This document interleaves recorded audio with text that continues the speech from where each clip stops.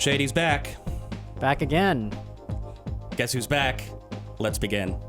It's episode 278 of the 359 podcast. I am BVG. And then, Roger and Alfred are here too. Wow, what? I am ANG. Happy Tuesday, everyone. I was going to say happy Monday, but it's not Monday. It's not Monday. It's And mentally Monday. And thus, a very short week for us on the 359. We're going to have an all AI-themed episode today. I know the Galaxy Note 8 reviews just came out, but they literally came out as the podcast was getting set up, so I haven't had a chance to really break it all down. I'm sure but we can will still talk about it. No, we won't. All But yes, right. if you have questions about it, go for it. We'll try to ad lib a little because we haven't read the review yet. But we will talk about it tomorrow. But on to today, we're going to be talking about a couple of AI themed stories. We're talking about Alexa dominating the IFA trade show in Berlin. We're going to be talking about Alfred's road trip story out in Vegas and how AI is able to protect the city of Vegas from cybersecurity threats. And then lastly, Elon Musk stirring up all those AI fears Back again with the AI will kill us all. There you go. World War III coming. I mean, also, he's a lot smarter than I am, so maybe And richer. he's probably right. Smarter and richer. So, yeah. Truth. All right. So, as always, if you have any questions, leave them in the comment section. Brian will pick up the best, and we'll get to them in 3 minutes and 59 seconds. From 3, 2...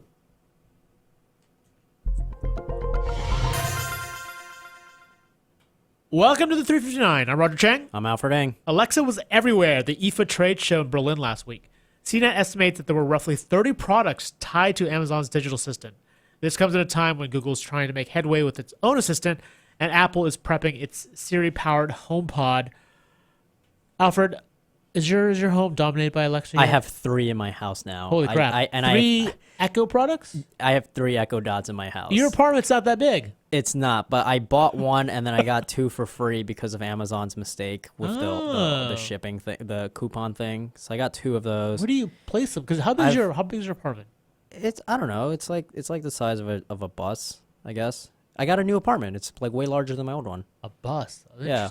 Interesting analogy. Because it's like really long railroad style kind of thing. So what do you connect to the? Literally Alexa? only speakers because I don't have any Bluetooth. I don't have any Internet of Things objects, but that's more of like I'm really paranoid about security. I've actually started setting up, like I've connected to an AC. I just connected it to lights, my bedroom lights yesterday. So it's kind of one of those things where like when I didn't have it and really care about it, but once I set it up, I'm like, this is kind of awesome. I was bringing home my laundry yesterday and I was like putting it down and it was really dark and I was like, I really wish I had a smart bulb right now. Yeah.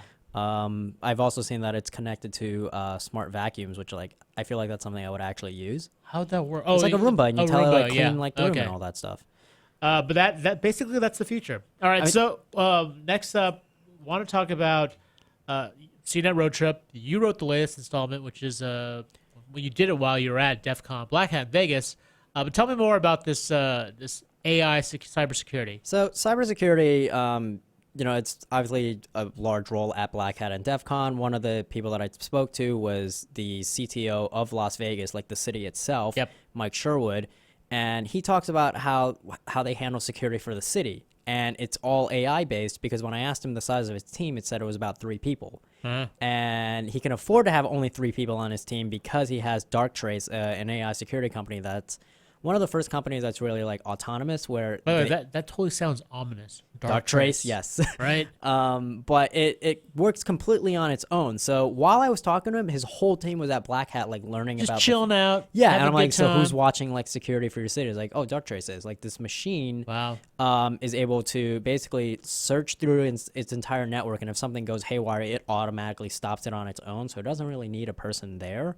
That's an interesting idea, though, because the fear is hackers can figure out ways around AI, right? Yeah. So there's also a fear that there's a role that AI plays in security in like the other side of it in cybercrime, right? Where they're going to use AI to create malware to basically attack this so AI. It's basically one itself. AI versus another. Yeah, pretty much. And I spoke with Hiram Anderson, who's the founder or one of the directors of Endgame, another security company, and he created an AI malware that automatically makes like variations to it until it can defeat like the protection.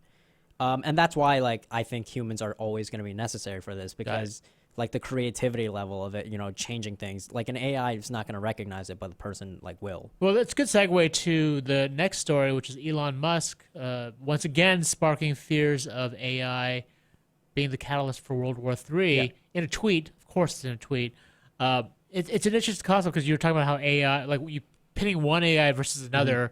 You've got all these countries developing their own AI security systems. Like, how far are we away from? Eventually, it's going to get to that level where it's AI versus AI because we're not going to be able to do like a million samples of malware or like protections in a second like AI can. Right. And it just gets to an issue of like scaling on that. I think that's what Elon Musk is warning about, where it's basically there's going to be so much AI out there, and it's just going to be AI versus AI, and that there's a lot of concerns when it comes to that. All right. Plenty of AI talk, but we're running out of time. For those stories and more, check us out on CNET. I'm Roger Cheng. I'm Alfred Ing. Thanks for listening.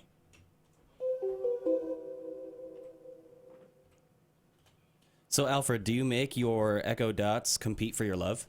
I've actually named them all different names because what are their names? It's Computer, Echo, and Alexa. Of course. Oh, that makes sense. Because I had all Echo at and the then they all started like yeah, they all, and I'm like, no, too many people. That's true.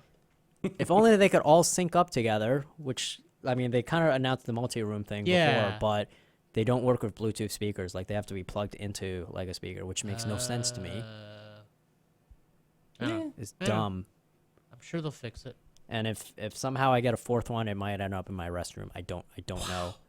What? I don't know what to do with all of these. You really want Alexa to be in your restroom? That's weird, man.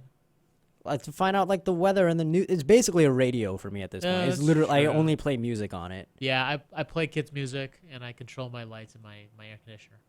What do you do with your Alexa or any sort of home assistant? Yeah, let's not just. I will say this about the IFA stuff. Google Home. What? No, the IFA stuff. I can't believe that it's on a piano. Yeah. I don't know why. Why not? I that's mean, the bigger question. It's not even that smart as like an assistant. I asked it how to thaw like seaweed salad yesterday, and I didn't know that. I'm sure Google Home would have known that. Oh, interesting. You stumped it. Did you ask it whether or not it could be human? No, I saw Ben doing that though. Shanklin did that as well. He got a much more. I'm not very conversational with my Echo, and I know that was the point of Ben's article about So basically, you're just saying Ben's article is wrong. No. I'm saying like it's okay. I'm saying the point of his article. Now that he's not here, let's call him out on it. I'm saying the point of his article was like Amazon's effort to make Alexa more human. Yes. And I'm like, okay, I don't do that, but I'm sure. Honestly, I kind of do. Sometimes I say thank you without even realizing. I don't know why. I say goodnight to it as a joke to look like a loser in front of my girlfriend. Is it a joke? Is it really? Like, I'll tell my girlfriend goodnight, and then I'll be like, Alexa, goodnight. And then, then I look like a loser. So okay. Mission accomplished. All right, so it's time to take questions and comments in the chat. Go ahead and send them on in. We're going to shout out Irene, Jeffrey, Stacy, Abdul, and our good buddy Matthew Datcher, who opens up today by saying, Alfred has issues. It's true. What issues? Could you specify what issues in particular? Is it the massive amount of echoes? Is it the fact that he says goodnight to pretend to be a loser? What are the issues, Matt? I have issues of CNET magazine, the latest edition, which has come out, which will be in newsstands. When is it coming out? I don't know. Sometime. Our cover it's quarterly. It's really hard. So in the chat, the Datch uses Alexa to control lights, play music, and set morning alarm. Josh uses his Google Home to play music, control lights, and Google Things. Yeah, and that sounds about right. Yeah, that sounds about what you're gonna do. My Echo's for lights mostly. Yeah, I'm not gonna ask Alexa for things. Like, I'm not gonna Google things with Alexa, right? Because it's just not. I just figured maybe that's something it could have done, and then I was like, oh nope, it can't do that. So it doesn't really help you out in the kitchen. I'm surprised that maybe like you have to download a skill or something. Yeah, but that defeats the whole purpose of like having a voice assistant. I don't know. Yeah, I mean, there is amount of like, if you really wanted to work well, there's a bit of a little preparation work you've got to put into your Alexa. I will say this though, Amazon was really smart in making the Echo Dot like as cheap as it was. Yeah. Because and also making Alexa like open source where it could be on like literally everything. Yeah. I really wish Google had done the same thing. I'm pretty sure they're gonna come out with some cheaper version of the Google There are Home. a number of products at IFA that have Google Assistant. Yeah, so but that's a thing. Do they have like a $30 like Google Home yet. Not yet. Yeah, you can because imagine that happening. That's gonna Yeah. it's like probably gonna happen. Yeah. And I wish that had come out sooner, because now I have 3 Echo Dots and I'm like deeply embedded. Yeah, into this. there's no way you're buying Google Home now, right? You're just like, I'm in the Echo ecosystem. So now. if Google wants to have some kind of accidental glitch where they give them out for free, I'm here. Oh, right. That was the Amazon glitch. That was the only reason why I have 3. So you caught on in time for that glitch? Yeah, That's it was great. I know.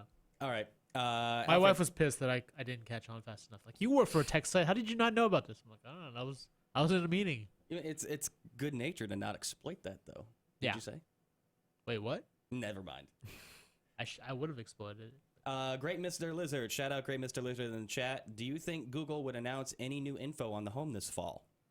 Oh, that's a good question. I would say, Most likely. yeah, that's a really high chance. It's a very sure bet. Yeah. Either some sort of update, at least with either capabilities or actual new hardware updates. Fingers crossed on the cheaper Home, Yeah, please. like a cheaper version. Yes. Yeah. Give me like a Like a budget $30 like a Chromecast pricing. Yeah. It would be great. Google's done before, right? Yeah, I mean, you just mentioned the Chromecast. Because right now, like my Echo doesn't play nice with like my Chromecast, so I can't play stuff on my TV. And I'm like, I'm not gonna get like a Fire Stick for this. Yeah, that's true. So, either play nice with each other or let me get a cheaper version of Google stuff, because I like use their ecosystem way more. Yeah. I myself am too, and kind of stuck in the Echo ecosystem, but I do have a Fire Stick, which I like. Yeah, so it plays nice with that though, right? Like you can play stuff on your TV from that. That's brand new, though. Yeah. You have that's an older Fire Stick, right? I have an older Fire Stick. Yeah, so it doesn't really make a difference for you. Not much. Yeah. Not much at all. And then I wonder, like, once there's newer versions of the Home, and once there's like Google Assistant on like Sony speaker or whatever, Yeah. do you think that it's going to suffer from the same fragmentation issue that Android does? Oh, that other people tweak it? Yeah, or like it's not going to get updates the same time as like everything else is. I don't know, because there are so many different hoops that you have to jump through for a phone update. You know, Yeah. whether it's the carrier, whether it's the handset maker. It might be a little bit different with Google, with the digital assistants and just core products like speakers, because Yeah. they're not. It's not complicated, right? It's not as complicated as running through an operating system update. Yeah. Alfred, I'd like to hear more about your trip to Vegas. I know that we always have to kind of breeze over stuff like that in a 4-minute podcast, but hey, that's kind of the glory of the post show. 4 minutes, baby. No, yeah, it was really cool to see like the way that all the things that they were protecting. There's like thousands of devices in this little neighborhood that they have called like the Innovation District. Which I thought was great, because it wasn't anything like the smart city, right? Like, no, yeah, it was like walking in- really run down. It was like there was like I passed by like 3 bail bond shops. And to be fair, like, yeah, there are huge parts of Vegas when you're outside the strip that don't look the most but safe. they're trying to like rejuvenate the neighborhood, I guess, with like smart like light bulbs and smart like stoplights and Internet things like that. access. Yeah, and it's all like really small sensors, which like when you have sensors like that, security is not really like the biggest thing on it. So they have to protect all of this, and they only have like 3 people, and the AI definitely helps out a lot with that. But as I point out in my story, that there's always going to be like a need for somebody there to watch over it, only because there's other AI attacking. And you it. you spoke to Gary Kasparov, the Yes. former chess So champion. Gary Kasparov, if you're not familiar with him, he is the former world chess champion that lost to Deep Blue, IBM's Deep Blue computer. And he's now become kind of like the face of humans being outsmarted by machines, because at the time everyone thought like he's like, these computers are pretty good, but they're not good enough to outsmart like humans until 1997 when he lost that chess match. And he brings up a lot of really good points where basically even Deep Blue was like kind of dumb, like, and it needed like people to like kind of program it, and it, like if it plays on its own like enough times, like the best you can get is a draw with it, but like you're not gonna beat it. You're not gonna beat Deep Blue, but there's always ways like you can develop an AI to make it like get to a draw. Right. And but yeah, I mean AI is like the way that it's scaling up is like so insane to the point where you can launch so many attacks with AI and like it can block so many, but then it gets to a point where eventually it'll get figured out. Right. And I think that it's important to have like a person there to like stop that like extra step, Let's jump back into Home Assistants real quick. Richard says, I'm totally waiting for the HomePod. And then Raz Mojo expands, do you think Apple will win against the Echo? No. That quick. Yeah. Wow, that was fast. I would say. I mean, obviously not out the gate. Nothing's going to be. It's definitely going to be tough. It's an uphill battle. It's going to sell well. Don't get me wrong. There are enough Apple fanboys out there that at least early reaction to it will be strong. But that's always misleading, right? Like there are always people who are going to line up for an Apple product. I think a year, 2 years, 3 years down the line, seeing how well that ecosystem works and how open Apple is, I mean, that's kind of the issue. That's right? the thing. Yeah, they're not open at all, and it's like super expensive. You're not going to see this in every home like the way you see an Echo in every home. Right. Well, I mean, I imagine they'll eventually come out with a cheaper version, but even then, That version's going to be like at least $100. Yeah. Yeah. It's really hard to imagine. The budget HomePod. Hard to imagine something that's so late to the game usurping the guys that are really kind of like crowning it I think right now. that is the concern with AI, is that AI takes a lot of data, takes a lot of human input to get better. That's what Amazon's been working on with seeding the market with cheap Echoes. That they did a really good job with it. Apple has to not only play catch up, but they've got to get a large enough base of customers to submit data. They're playing catch up on a field that they cracked into first too. But that's the thing. No one uses Siri. That's right? my point. Yeah. So if nobody uses Siri, who's going to spend all this money on a really expensive speaker? Which, to be fair, that speaker is like going to be really nice. I'm sure. And then for Siri on it, that doesn't make like.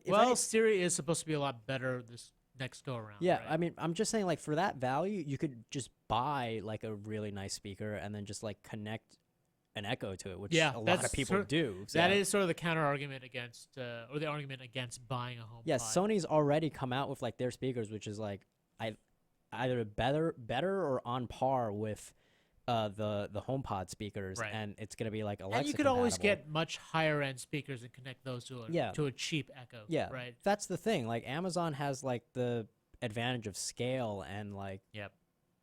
I mean, so many people using it. The advantage that, and I don't want to discount Apple offhand, because the advantage that Apple has is the huge base of iPhone users. If you put in features and tricks and capabilities that are compelling and that only work with your iPhone, that helps a lot, right? Like if it does something that's useful, and I don't know what that is at this point, because people smarter than me haven't figured this out, but if they can figure out capabilities that are enabled by your iPhone that you can only use with your iPhone, that's.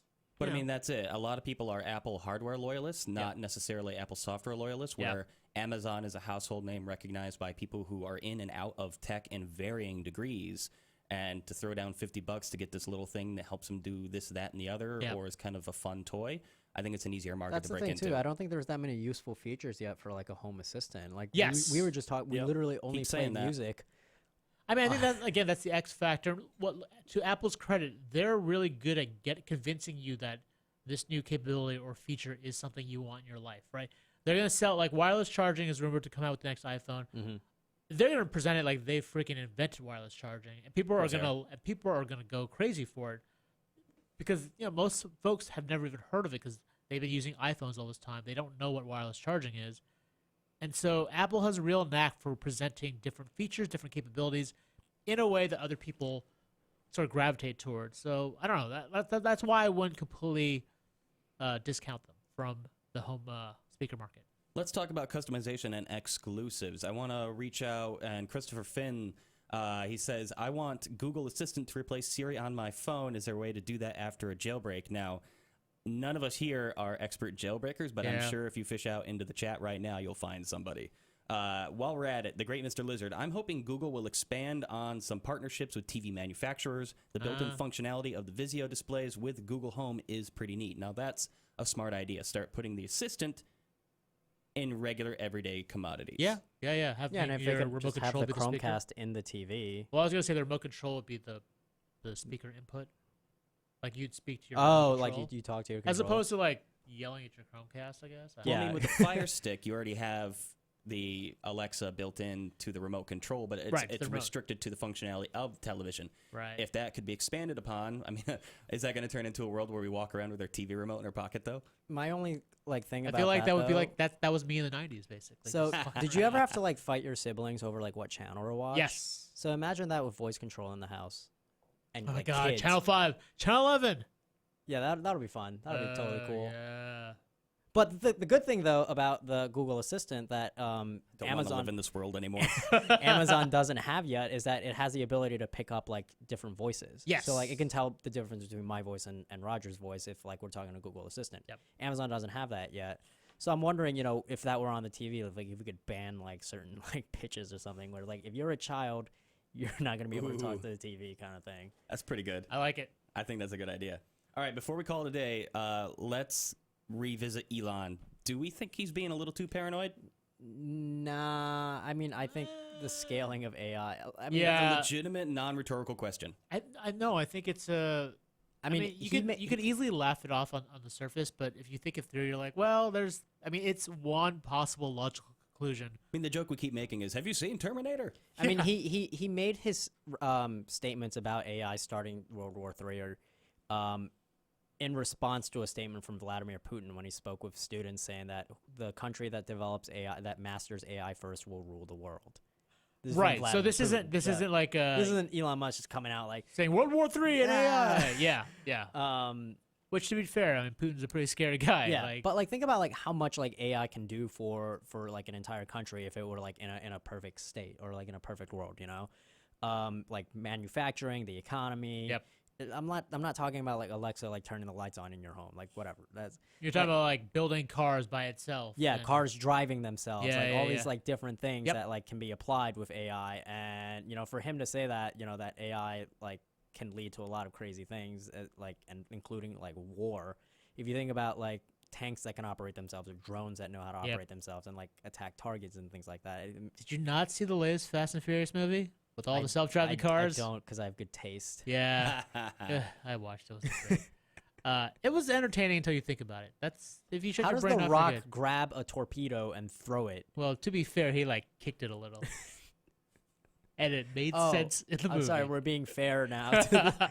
To Fast and Furious, of course. And now we're digressing. Yeah, but no, like that whole world of like all those AI, although that was kind of impossible. All those cars being controlled by a hacker to basically cause mayhem. I mean, it seems far-fetched in that movie, but we're not that far away from that potential reality. Yeah. I mean, in a less Hollywood cinematic sense, Yes. there is a danger It there. would be very boring. I saw car hacking when I was at DEF CON, and it's not Charlize Theron on a touchscreen controlling where the cars are going. True. Charlize Theron does make everything seem cooler, Yeah. just in general. One more question from the chat. This one's for Alfred. While you were at Vegas, Tom Hanks.